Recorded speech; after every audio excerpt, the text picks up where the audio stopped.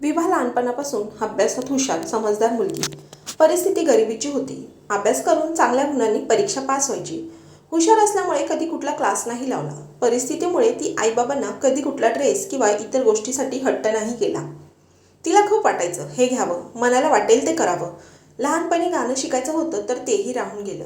शिक्षण पूर्ण करून नोकरीला लागली. 2 वर्षांनी चांगला मुलगा, घरदार चांगलं होतं, माणसेही चांगली व समजदार आहेत म्हणून घरच्यांनी लग्नही जमवलं. तिलाही काही तक्रार नव्हती. पुढे नोकरी आणि घर सांभाळत असताना लहान मूल असताना तिची तारांबळ व्हायची. तरी सासूबाईंच्यामुळे ती सगळं करायची. नवऱ्याचाही सपोर्ट होताच. पण हे सगळं करताना यातच तिचा वेळ जायचा. कधीही तिला स्वतःसाठी वेळ मिळायचा नाही. तिलाही हेच लाईफ, मुले आणि घरची जबाबदारी यातच आनंद वाटत असे. ती सगळं निभवायची. तसेच मुलांचं शिक्षण, त्यांच्या अभ्यासाकडे लक्ष द्यावं लागायचं. सुट्टीच्या दिवशी त्यांना घेऊन बाहेर जायची. त्यांच्यासोबत ती तिचं बालपण जगायची. खूप व्यस्त लाईफमध्ये ती जगायची. तिच्यासोबतच्या मैत्रिणी फिरायला, ट्रिपला जायच्या, पण तिला मात्र मुले आणि सासू सासरे यामुळे प्रत्येक वेळेस राहूनच जायचं. तिने सगळी आपली जबाबदारी सगळी पार पाडली. भाऊ बहीण आणि आईसाठीही तिने खूप केलं. ती मोठी होती म्हणून सगळी कर्तव्य पार पाडली.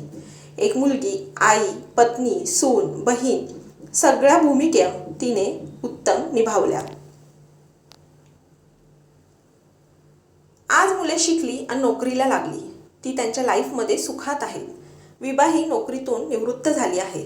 आता तिला वेळच वेळ असतो. तिने ठरवलंय आता की राहिलेले दिवस स्वतःसाठी जगायचं आणि मनाला जे जे वाटेल ते सगळं करायचं.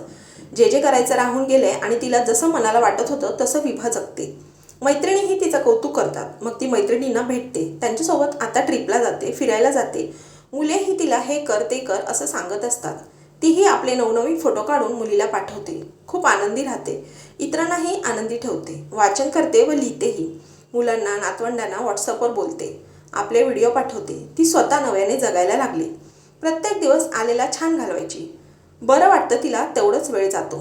ती विचार करते, एक काळ असा होता मला वेळच भेटत नव्हता आणि आता तर वेळच वेळ आहे. पण मधल्या काळात बऱ्याच गोष्टी करू वाटत होत्या, पण जमलंच नाही कधी. मग आता करायला काय हरकत आहे? पण असो, मी विचार करत नाही. हे केलं नाही, ते केलं नाही म्हणून खंत करत नाही. उलट मी समाधानी आहे माझ्या आयुष्यात. पण काय राहून गेलं? शाळेत, कॉलेजमध्ये होते तेव्हा खूप वाटायचं मैत्रिणींना वाढदिवसाची पार्टी द्यावी, पण पैसेच नसायचे. कॉलेजमध्ये होते तेव्हा खूप वाटायचं मनाला मस्त एन्जॉय करावं, पण तेव्हा उज्ज्वल भविष्याची स्वप्ने खुणावत होती म्हणून त्या दिवसात ते करायला जमलं नाही. नोकरीला लागली. आपल्या मैत्रिणींना भेटावं, त्यांच्यासाठी वेळ काढावा, पण मलाच वेळ कमी मिळायचा. असं त्यावेळी जे जे राहिलं ते मी आता करू शकते असं विभावरीने ठरवलं होतं आणि ती ते करतेही. स्वतःसाठी ती जगत होती, स्वतःला वेळ देत होती. एक नवीन ती तिला गवसली होती. ती म्हणते आपल्याला आता वेळ आहे ना, 60 पार केली म्हणून काय झालं, आपण करू शकतो. आयुष्यात खूप काही करायचं असतं, पण सगळं जमतंच असं नाही. इतक्या दिवस तिने सर्वांसाठी खूप काही केलं. आता तिने ठरवलं होतं आता स्वतःसाठी जगायचं आहे. तिच्या मनाला वाटेल तसं मी छान जगणार आहे. स्वतःवर प्रेम केलंच पाहिजे. आता तिला खरं स्वतःसाठीही जगलं पाहिजे हे कळलं होतं. जीवन म्हणजे काय? कधी स्वतःला फोन लावून बघा, लागणार नाही. ते व्यक्ती दाखवेल जगात आपल्याकडे सगळ्यांसाठी वेळ आहे, पण स्वतःसाठी मात्र आपण व्यस्त आहोत. तिने तिचे छंद जोपासायला सुरुवात केली. छान दिवस जात होता. छंद माणसाला आयुष्यावर प्रेम करायला शिकवतात. विभाला आता कुठलीही ओझं डोक्यावर घेऊन जगायचं नव्हतं. ती म्हणते आता जेवढेही दिवस राहिलेत परमेश्वराने भरभरून दिले हो. तसं सांगायचं झालं तर खूप छान जगले मी. ती स्वतः रोज मैत्रिणींना भेटते, बोलते, छान वेळ घालवते. सगळ्याजणी फिरायला जातात, मराठी नाटक, सिनेमा बघतात, कट्ट्यावर सगळे जमतात. गप्पांची छान मैफिल रंगते. वाढदिवस साजरे करतात. असं विभाचं मस्त आयुष्य आता छान तिच्या मनासारखं जगत होती. मनात जे जे राहून गेलं होतं ते आता सगळं एन्जॉय करते.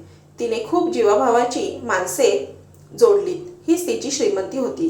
विभावरी तिच्याच मित्रमैत्रिणींना सांगत होती, तुम्ही वयाचं मनावर घेऊ नका. हे आपले राहिलेले दिवस म्हणजे देवाने दिलेला बोनस आहे असं समजा. जोपर्यंत आपण आहोत तोपर्यंत मनाला जे जे वाटतं ते करा. स्वतःसाठी जगा. आयुष्य खूप सुंदर आहे, फक्त आपल्याला तसं जगता यायला हवं. तर मित्रांनो, तुम्हाला ही आजची कथा आवडली असेल तर व्हिडिओला लाईक करा, जास्तीत जास्त शेअर करा आणि हो, माझ्या चॅनलला सबस्क्राईब करायला विसरू नका.